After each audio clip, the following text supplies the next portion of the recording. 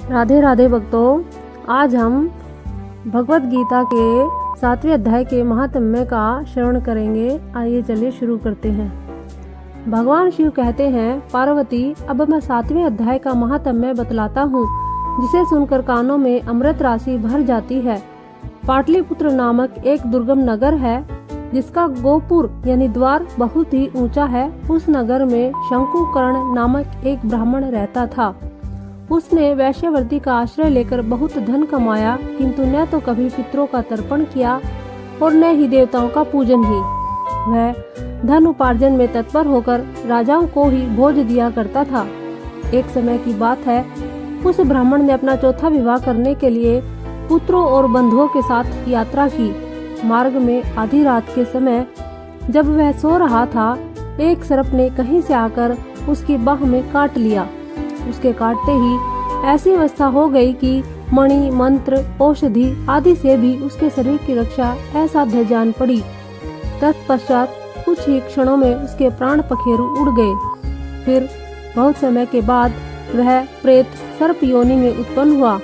उसका चित्त धन की वासना में बंधा था। उसने पूर्व वृत्तांत को स्मरण करके सोचा, मैंने जो घर के बाहर करोड़ों की संख्या में अपना धन गाड़ रखा है, उससे इन पुत्रों को वंचित करके स्वयं ही उसकी रक्षा करूंगा। एक दिन सांप की योनि से पीड़ित होकर पिता ने स्वप्न में अपने पुत्रों के समक्ष आकर अपना मनोभाव बताया। तब उसके निरंकुश पुत्रों ने सवेरे उठकर बड़े विस्मय के साथ एक दूसरे से स्वप्न की बातें कही। उनमें से मझला पुत्र कुदाल हाथ में लिए घर से निकला और जहाँ उसके पिता सर्प योनि धारण करके रहते थे, उस स्थान पर गया। यद्यपि उसे धन के स्थान का ठीक ठीक पता नहीं था, तो भी उसने चिन्हों से उसका ठीक निश्चय कर लिया और लोभ बुद्धि से वहां पहुंचकर बाम्बी को खोदना आरंभ किया। तब उस बाम्बी से बड़ा भयानक सांप प्रकट हुआ और बोला, ओ मूढ़, तू कौन, किस लिए आया है, क्यों बिल खोद रहा है और किसने तुझे भेजा है? ये सारी बातें मेरे सामने बता। पुत्र बोला, मैं आपका पुत्र हूँ, मेरा नाम शिव है। मैं रात्रि में देखे हुए स्वप्न से विस्मित होकर यहाँ का स्वर्ण लेने की कौतूहल से आया हूँ। पुत्र की यह वाणी सुनकर वह सांप हंसता हुआ उच्च स्वर से इस प्रकार स्पष्ट वचन बोला, यदि तू मेरा पुत्र है तो मुझे शीघ्र ही बंधन से मुक्त कर। मैं पूर्व जन्म के गाड़े हुए धन के लिए सर्प योनि में उत्पन्न हुआ हूँ। पुत्र ने पूछा, पिताजी, आपकी मुक्ति कैसे होगी? इसका उपाय मुझे बताइए, क्योंकि मैं इस रात में सब लोगों को छोड़कर आपके पास आया हूँ। पिता ने कहा, बेटा, गीता के अमृत में 7वें अध्याय को छोड़कर मुझे मुक्त करने में तीर्थ, दान, तप और यज्ञ भी सर्वथा समर्थ नहीं है।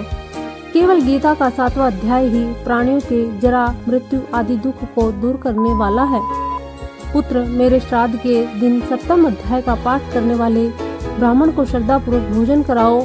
इससे निसंदेह मेरी मुक्ति हो जाएगी।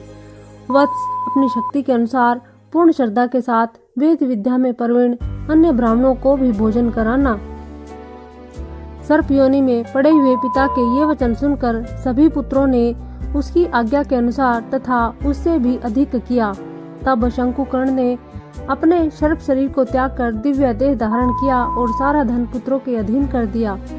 पिता ने करोड़ों की संख्या में जो धन बांट कर दिया था, उससे वे सदाचारी पुत्र बहुत प्रसन्न हुए। उनकी बुद्धि धर्म में लगी हुई थी, इसलिए उन्होंने बावली, कुआं, पोखरा, यज्ञ तथा देव मंदिर के लिए उस धन का उपयोग किया और अन्नशाला भी बनवाई। तत्पश्चात 7वें अध्याय का सदा जप करते हुए उन्होंने मोक्ष प्राप्त किया। पार्वती, यह तुम्हें 7वें अध्याय का महत्व बताया गया है, जिसके स्मरण मात्र से मानव सब पातकों से मुक्त हो जाता है। बोलो भोलेनाथ की जय।